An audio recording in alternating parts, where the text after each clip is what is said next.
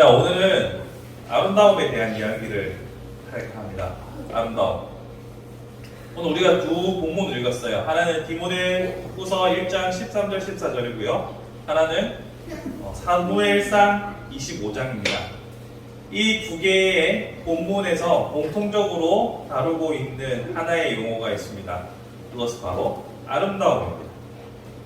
14절에서 1장 14절에서 아름다운 것을 지키라 라고 말하고 있고, 사무엘상 25장에서 아름다움이라는 용어가 한 번 나오는데, 그것은 오늘 본문에 나타나는 인물 중 아비가일이라는 여인에 대한 평가에서 아름다움에 대해서 말하고 있습니다. 이 아름다움에 대해서 오늘 이야기할 텐데요. 여러분들은 이 아름다움에 대해서 어떤 관심을 가지고서 어떤 태도로 살아가고 계신지요? 누구나 할 것 없이 모두 다 아름다워지고 싶어 하는 것이 사람의 욕망이고, 그 아름다움을 위해서 많은 지출들을 하고 계시지요. 참 우리의 인생은 비효율적인 것 같아요. 먹기 위해서, 맛있는 걸 먹기 위해서 많은 돈을 쓰고, 다시 아름다움을 위해서 또 살을 빼기 위해 또 많은 돈을 쓰고, 이런 악순환이 반복되는 것을 보면 우리에게 아름다움이라는 것은 생존을 위한 그 식욕과도 경쟁할 만큼 강렬한 것이다라는 것을 우리는 생각해 보게 됩니다. 나이가 아무리 들어도 곧 죽음의 문턱 앞에 있다 하더라도 이 아름다움을 포기할 수가 없는 것이죠. 저희 어머니가 요양병원에서 근무하시다 보니까 어머니께서 이제 요양병원 원목실에서 임종을 많이 이제 보시게 되잖아요. 그럴 때 보면 마지막을 앞두고 있는 모든 할머니들은 자신의 용모에 대해서 한 번 더 체크를 하신다고 합니다. 그러니까 내가 마지막의 모습이 어떤가에 대해서 고민을 한다고 해요. 근데 이것은 가만히 생각해 보면 우리도 마찬가지죠. 항상 우리는 다른 사람에게 어떻게 비칠 것인가 라는 아름다움과에 대해서 고민을 많이 합니다. 이 아름다움에 대해서 성경도 참 많이 다루고 있는데요. 특별히 성경은 예수 그리스도의 사역과 그 사역을 따르는 우리의 삶에 대해서 아름답다라는 표현을 많이 써요. 요새 성경 어플을 보면 하나의 단어를 검색하면 그 단어가 사용되어 있는 본문들이 쫙 나오거든요. 집에 가셔서 구약, 신약 다 아름다운, 아름다 뒤에 접속사 어떻게 붙을지 모르니까, 조사가 어떻게 붙을지 모르니까 아름다라고 해서 검색을 쫙 해보시면 엄청 많아요. 시편도 많이 나오고 잠언도 많이 나오고 나와요. 근데 신약 성경을 보시면 이 아름답다라는 것은 우리가 예수 그리스도를 따르는 삶에 대한 평가들에서 많이 나와요. 특별히 오늘 디모데후서를 보셨잖아요. 디모데후서는 디모데에게 보내는 바울의 편지입니다. 디모데가 누구냐면 바로 오늘날 저와 같은 목회자에게 보낸 편지예요. 그 편지에서 당부하고 있는 것은 아름다움입니다. 근데 그 아름다움이라는 것이 단순히 우리가 생각하는 외적 아름다움이 아니라, 여기서 말하는 이 아름다움이라는 것은 13절에서 설명을 하고 있죠. 그리스도 예수 안에 있는 믿음과 사랑으로서 내게 들은 바 바른 말을 본받아 지키는 것이 곧 아름다운 것이다 라고 설명하고 있습니다. 우리의 아름다움은 이런 외적 아름다움과 내적 아름다움을 모두 다 같이 포함하는 말들일 겁니다. 여러분들은 내적 아름다움만 추구한다고 하면서 외적 아름다움을 포기하시는 분은 없을 거예요. 지금 내가 이렇게 쑥 둘러봐도 여러분들은 매우 아름다운 삶을 살아가고 계시거든요. 외적으로.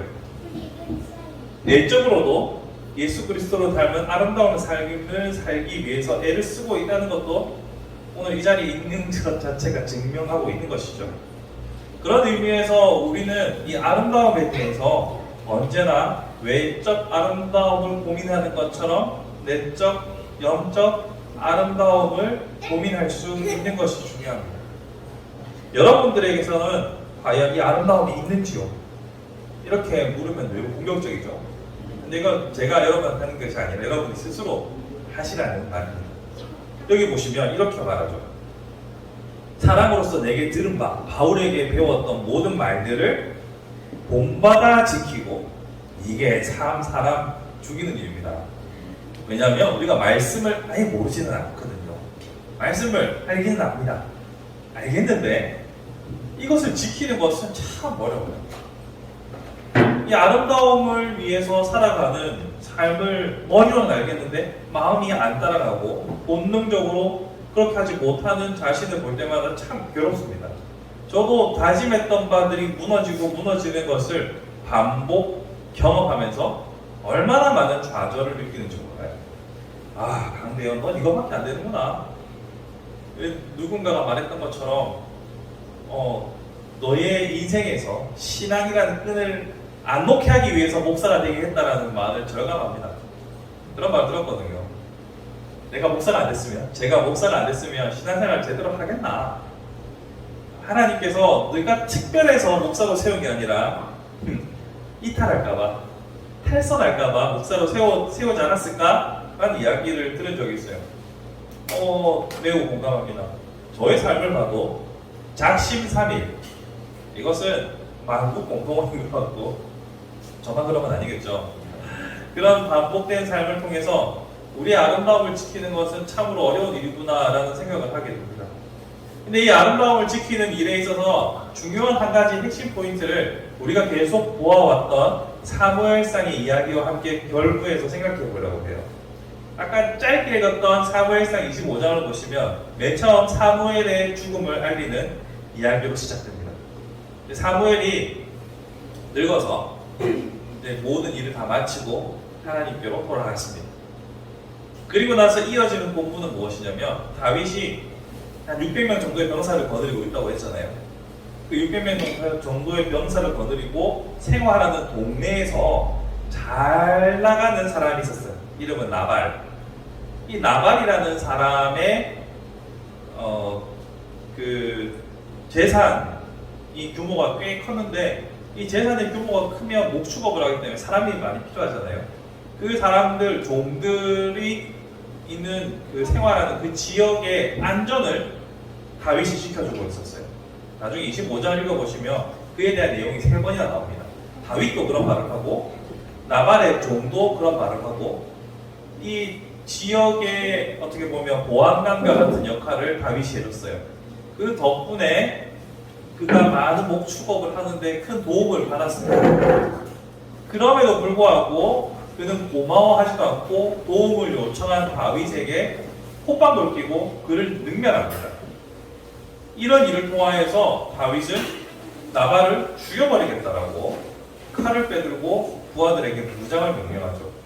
요 바로 앞장에서 자신의 원수가 되어버린 사울을 죽일 기회가 있었던 다윗이 넉넉하게 용서했던 모습과는 너무나 대조적인 모습을 보이게 됩니다.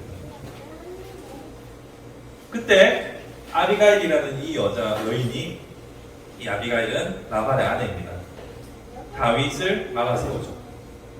다윗에게 그런 일이 있다는 소식을 듣고 급하게 떡과 음식을 장만해서 다윗 앞에 갖다 주고 다윗을 막아세웁니다. 다윗이 이렇게 보면 다윗이 엄청 쫌생이 같고 그렇잖아요. 근데 한번 엄밀히 따지고 보면 몇 가지 이유로 다윗의 행동이 납득은 갑니다. 첫 번째로 이 과거 특별히 이 중동 시대의 고대 중동에서는 명예라는 것이 훼손되면 이것은 생명과 같은 거예요. 내가 수치를 당하고 능멸을 당했다면 저 사람을 쳐서 죽여도 할 말이 없는 거예요. 그게 불문율이었기 때문에 다윗의 분노는 어느 정도 인정할 수 있습니다. 또 나발이 했던 말을 보시면 다윗이 사울을 배신하고 떠돌아다니는 떠돌이 정도가 아니냐 이렇게 말하기 때문에 그의 입장에서는 충분히 분노할 만했습니다. 또 한 가지 이 시점이 다윗이 먹을 거를 요청했던 시점이 털 깎는 시기거든요. 25장은 나중에 시간을 읽어보십시오.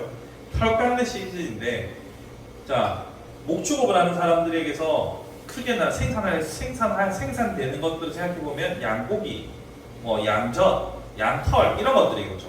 근데 양고기는 생각보다 많이는 이게 계속 죽여나갈 수가 없으니까 양고기는 많이 못해요. 양젓 짤 때랑 그 다음에 양털을 깎을 때가 가장 풍요로울 때입니다. 오늘날로 치면 추수감사절처럼 양털을 깎을 때는 가장 풍요로운 시즌이잖아요. 그때는 넉넉하게 이웃에게 나눠주고 명절처럼 보내는 것이 이 시대의 풍습인데, 그때 그 넉넉한 시기에조차 다윗이 요청한 것에 대해서 거부하고 능멸했단 말이에요. 그러니까 다윗이 화낼 만도 합니다. 근데 언제는 화낼만 하지 않았습니까? 사울을 죽일 수 있는 기회 때 사울에게 화낼만 하지 않았습니까? 아니에요. 화낼만 했고 지금도 화낼만 했어요. 근데 앞에서는 용서했고 이번에는 죽이려 듭니다.